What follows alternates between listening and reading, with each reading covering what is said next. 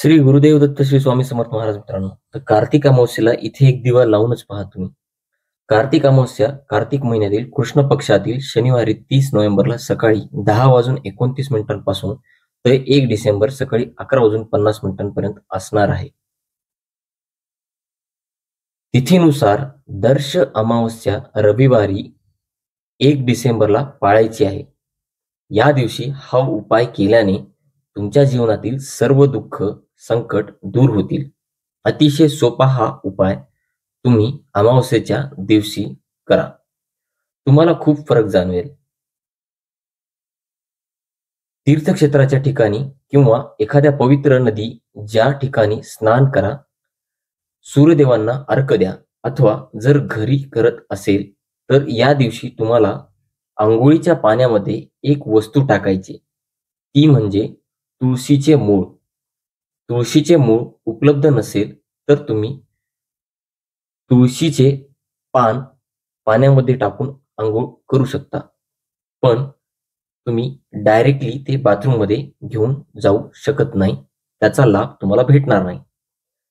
आपल्या घरामध्ये किती सदस्य आहेत त्याचा विचार करून आपण एक मोठ्या भांड्यामध्ये पाणी गरम करायचे आहे.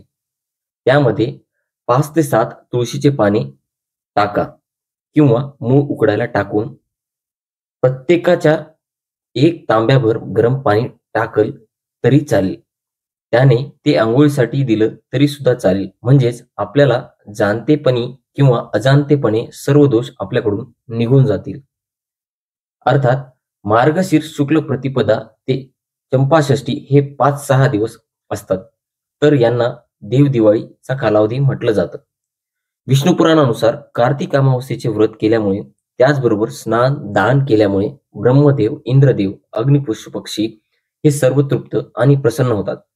आता दिवाळीत जे काही लक्ष्मीपूजन आपण केले त्यावेळेस ज्यांना ज्यांना हे करणं शक्य झालं नाही वगैरे असेल किंवा काही कौटुंबिक अडचणी असतील, बऱ्याच गोष्टीमुळे आपल्याला काहीच सणवार साजरे करता येत नाही, अथवा आता जर तुम्हाला ते करण्याची इच्छा असेल तर तुम्ही कार्तिक महिन्याच्या अमावस्येला दिवाळी म्हणजेच माता लक्ष्मी आणि श्री गणेशाची पूजा करू शकता. ते करणं सुद्धा अतिशय शुभ मानलं जातं. ज्योतिषशास्त्रामध्ये कार्तिक अमावस्या ही मोठी अमावस्या म्हणून सुद्धा ओळखले जाते. या दिवशी केलेल्या काही उपाय व्यक्तीचे अडथळे दूर होतात. या दिवशी तुम्ही जर गरीब आणि गरजू व्यक्तींना अन्नदान केले तर असं केल्यामुळे तुम्हाला अन्न आणि पैशाची कमतरता भासणार नाही. जे लोक मानसिक आणि शारीरिक व्याधींनी त्रस्त आहेत त्यांनी कार्तिक एकादशीच्या दिवशी महामृत्युंजय मंत्राचा जप करावा. आजारी व्यक्तींना महामृत्युंजय मंत्राचा जप करणे शक्य होत नसेल तर त्यांच्या कुटुंबातील कोणत्याही एका सदस्याने तो जप केला तरी सुद्धा चालेल. जे लोक आर्थिक संकटातून जात आहेत अशा लोकांनी या कार्तिक अमावस्येच्या दिवशी भगवान श्रीहरी विष्णूचा नामस्मरण करायचे आहे.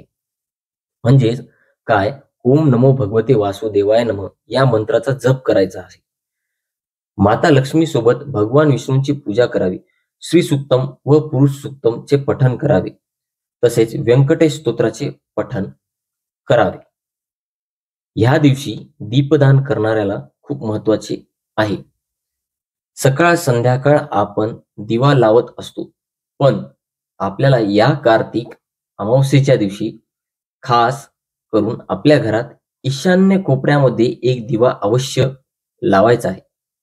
तो आहे मातीचा दिवा.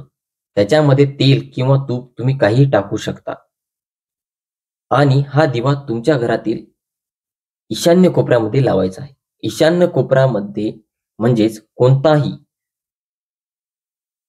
तोही सांगतो, उत्तर आणि पूर्व या 2 दिशांमध्ये जो येतो तो कोपरा. दिव्याला नमस्कार करत तुम्हाला शुभम करोती म्हणायची आहे. यामुळे माता लक्ष्मीची असीम कृपा तुमच्यावर राहील. म्हटले की या दिवशी मारुती रायांची पूजा करण्याची पद्धत आहे. हनुमान आपण ज्यांना म्हणतो तर त्यांची चालीसा वाचली पाहिजे. पुरुषांनी सुद्धा वाचली पाहिजे. पुरुषांनी या दिवशी जवळपास कुठे हनुमानचे मंदिर असेल तरी सुद्धा त्या मंदिरात दर्शन घेण्यासाठी जावा. आजकाल मारुतीच्या मूर्तीवर तेल वाहायला परवानगी नाही, परंतु आपण दीपदान नक्कीच करू शकतो. त्यामुळे तुम्ही कार्तिक अमावस्येच्या दिवशी हे उपाय नक्की करा. तर मित्रांनो, जर हा ब्लॉग तुम्हाला आवडला असेल तर नक्कीच माझ्या चॅनलला लाईक, शेअर अँड सबस्क्राईब करा. पुन्हा भेटू पुढच्या ब्लॉगमध्ये. तोपर्यंत धन्यवाद. श्री स्वामी समर्थ.